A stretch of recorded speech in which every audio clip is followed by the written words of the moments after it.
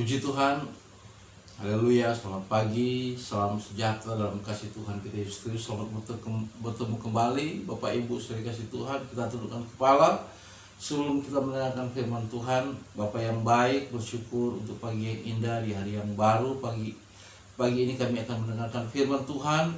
Roh Kudus urapi kami, menolong akan pemberitaan firman Tuhan pagi ini, supaya setiap kami boleh diberkati di dalamnya. Demi nama Yesus, haleluya, amin. Puji Tuhan. Pagi ini kita akan melihat firman Tuhan, saudara, terambil di dalam Amsal pasal 30 ayat yang ke-25.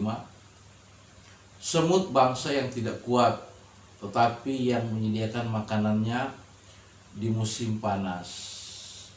Saudara yang dikasih Tuhan, pagi ini kita oleh firman Tuhan kita diajar untuk melihat kehidupan semut. Semut dikatakan bangsa yang tidak kuat.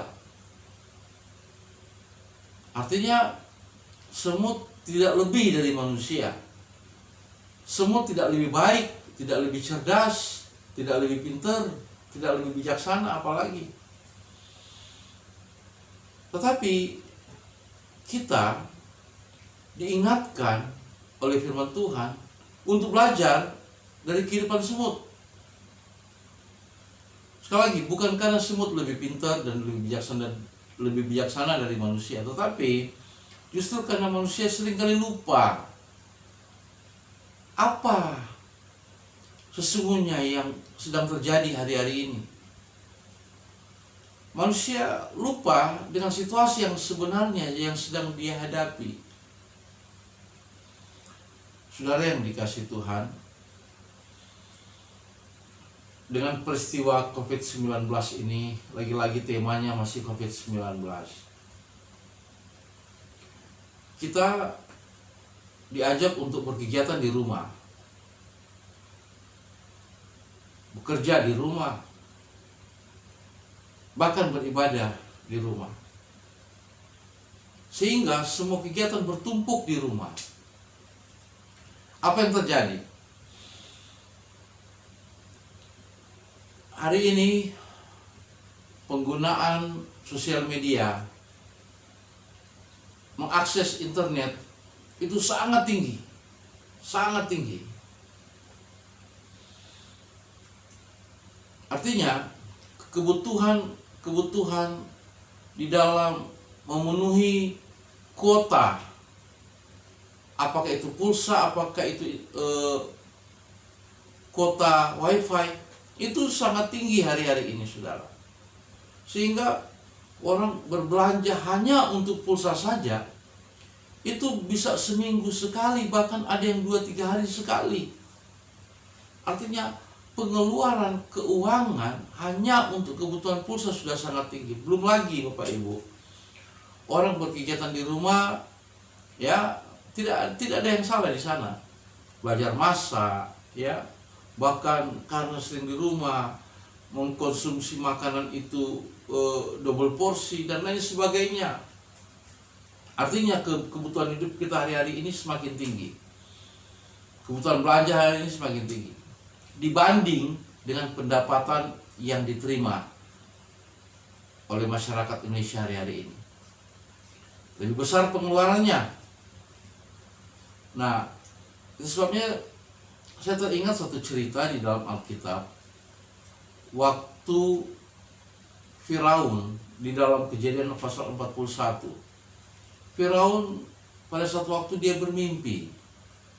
Dan dia ceritakan mimpinya saat itu dia sedang berada di tepi sungai Nil. Dan dia melihat ada 7 lembu yang gemuk. Dan di sisi yang berbeda ada 7 lembu yang sangat kurus. Saking kurusnya dia gambarkan seperti kulit membungkus tulang. Nah, tiba-tiba dalam sekejap yang ke-7 lembu yang kurus ini memakan 7 lembu yang gemuk tadi. Demikian juga mimpinya yang kedua. Dia melihat ada 7 bulir gandum yang bertumbuh dengan baik. Namun di sisi yang berbeda ada 7 bulir gandum yang sangat kurus, tiba-tiba memakan yang gemuk tadi. Nah, dia mengumpulkan semua orang-orang bijaksana, seluruh pejabat istana, supaya mereka dapat mengartikan mimpi dari Firaun. Tapi tidak satupun yang dapat mengartikan mimpi dari Firaun tersebut. Namun tiba-tiba ada seorang dari antara mereka, seorang juru minum yang pernah ada bersama-sama dengan Yusuf di penjara, menceritakan bahwa ada seorang yang bernama Yusuf yang pernah menerjemahkan mimpi daripada orang ini. Sehingga apa yang terjadi pada hari kemudian terjadilah seperti yang diceritakan Yusuf. Sehingga Yusuf dipanggil untuk menghadap Firaun. Singkat cerita, Firaun menceritakan mimpinya dan Yusuf mengatakan bahwa ketika Tuhan ingin menyatakan sesuatu kepada Firaun dengan memberikan mimpi sampai 2 kali, maka Firaun harus melaksanakan apa yang harus dilakukan. Maka Yusuf memberi usulan supaya pada 7 tahun kelimpahan itu mereka harus mengumpulkan sebanyak mungkin persediaan, sehingga pada masa 7 tahun kelaparan yang akan terjadi kemudian mereka tidak kekurangan apa-apa dan tidak mati karena kelaparan. Maka hal itu dipandang baik, usul itu dipandang baik oleh Firaun. Maka Yusuf diberikan tugas untuk melaksanakan tugas tersebut. Singkat cerita, Yusuf menjadi orang nomor 2 di tanah Mesir waktu itu. Dia melaksanakan semua yang harus dia kerjakan. Artinya apa, Bapak Ibu saudara kasih Tuhan? Kita hari-hari ini, saya sedikit menjelaskan apa yang saya baca. Di beberapa artikel saya membaca bahwa Sri Mulyani, Menteri Keuangan kita, menggambarkan ekonomi kita ke depan tidak akan semakin baik sampai akhir tahun ini. Justru akan semakin menurun. Bahkan di kuartal pertama, di awal tahun 2020 ini, saudara, pertumbuhan ekonomi itu atau konsumsi masyarakat Indonesia itu hanya bertumbuh 2, sekian persen. Sementara di tahun sebelumnya itu 5, sekian persen. Artinya hanya separuh. Nah, diperkirakan sampai akhir tahun ini, kalau keadaan ekonomi kita seperti sekarang ini, maka pertumbuhan ekonomi Indonesia bahkan akan mencapai 0, atau minus 0,4%. Minus 0,4%. Artinya 0%. Tidak ada pertumbuhan apa-apa. Ini sangat berbahaya secara ekonomi. Ini akan sangat mengancam dunia bisnis di Indonesia. Saudara yang dikasihi Tuhan, pemerintah bahkan telah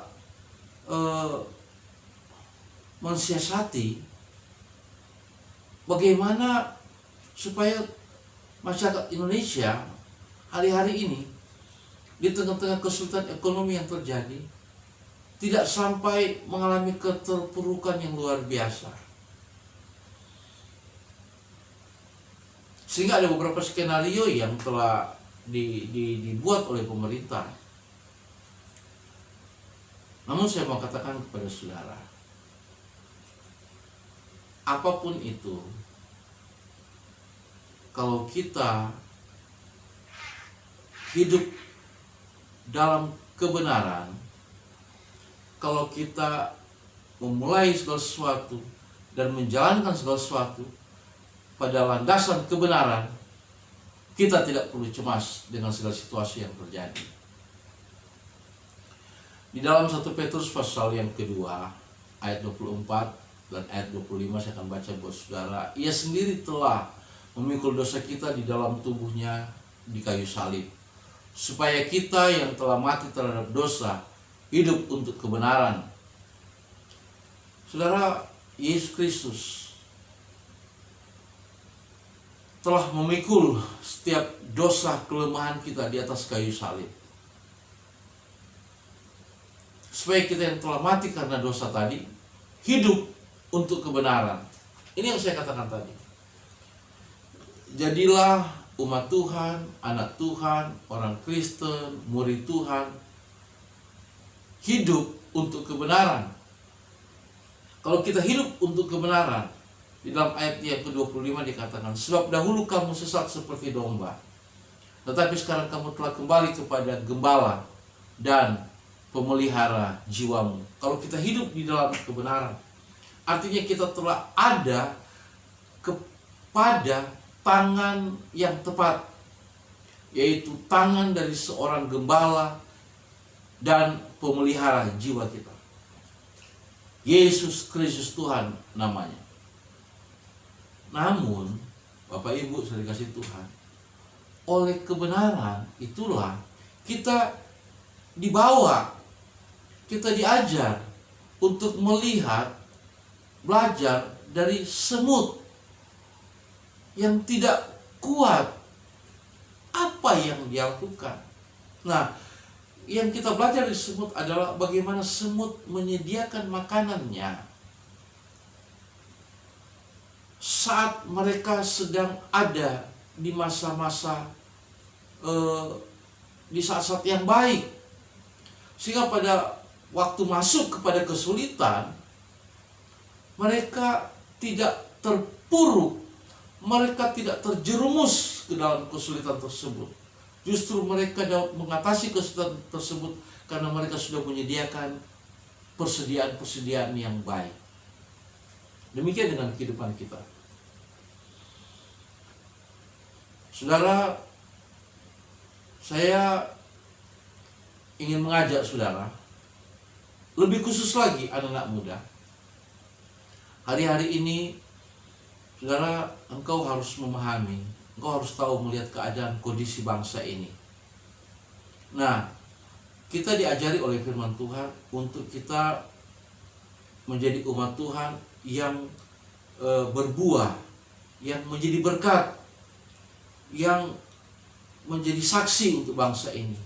Bukan sebaliknya, bukan menjadi beban, bukan menjadi bagian daripada mereka yang terpuruk, tetapi justru kita harus menjadi saksi, menjadi berkat, seperti halnya Yusuf saat dia ada di tanah Mesir, saat Mesir sedang akan masuk kepada keterpurukan karena kelaparan akan terjadi di bumi saat itu. Maka Yusuf ditempatkan Tuhan berada di Mesir untuk menjadi berkat justru di Mesir. Yusuf menjadi pemecah masalah saat dia justru berada di Mesir. Demikian dengan kehidupan kita.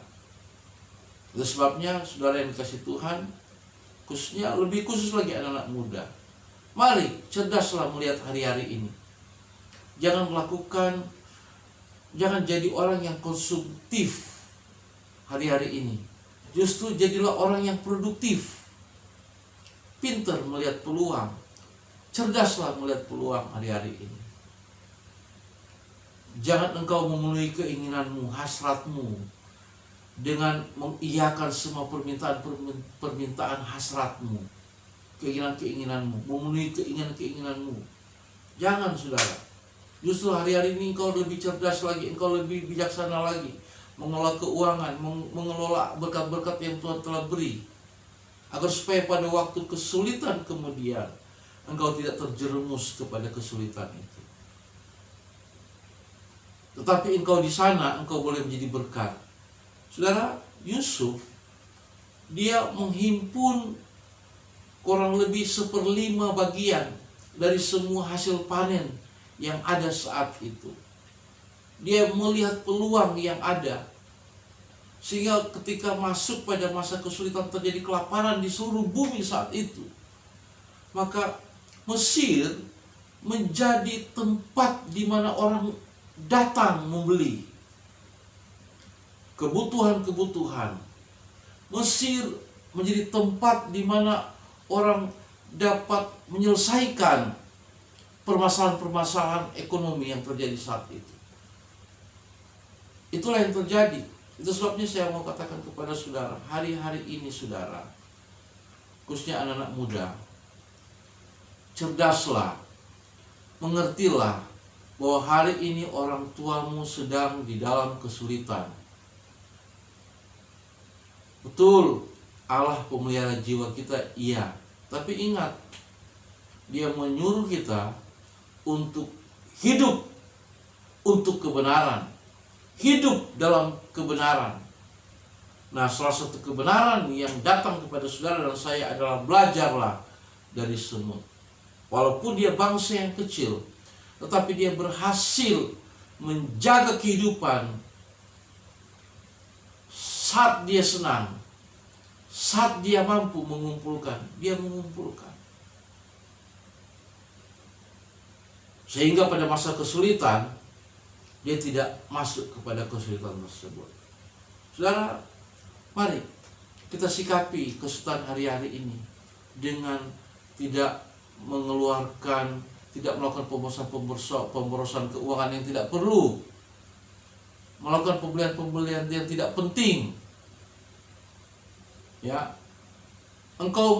silakan saya tidak menghalangi orang untuk memenuhi kebutuhan-kebutuhan dia, tetapi saya hanya mengingatkan untuk supaya pada hari-hari ke depan engkau tidak masuk terjerumus sampai kepada kesulitan yang lebih lagi.